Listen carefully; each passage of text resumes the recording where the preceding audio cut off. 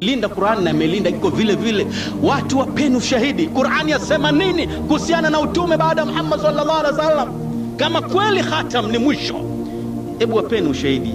Angalau aya moja tu. Nimetoa aya nyingi sana, wapeni aya moja tu.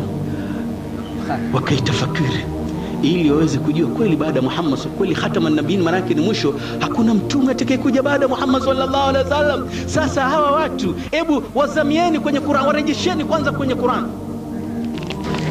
Bwana sikiliza, umerudi pale pale, Allahu yastafi. Umesema Mwenyezi Mungu atachagua. Mwenyezi Mungu asema yastafi, Mwenyezi Mungu yuachagua. Asema wakati wa mtume, hakusema wakati wa Kadiani kuwa nachagua. Mwenyezi Mungu amesema wakati wa mtume. Na ile ara, mimi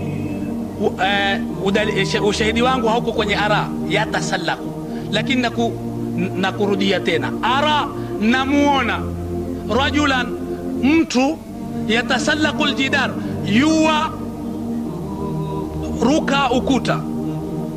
Sasa ni ya kuendelea hii hata kesho na kesho kutwa nikija nitamkuta yuruka ukuta. Ni sasa hivi Allahu yastafi, Mwenyezi Mungu yachagua sasa hivi, wakati Qur'ani yateremka kwa mtume, sio wakati wa Kadiani. Kusema Mwenyezi Mungu atachagua, hakuna karina. Lete karina hapa. Huna karina kharijia, nyamaza. Lakini yastafi, yajtabi, yuachagua. Sasa ni wakati gani? Wakati Qur'ani yamteremkia mtume, na mtume yuko, na baina mtume na huyo Kadiani kuna miaka 1000 na zaidi.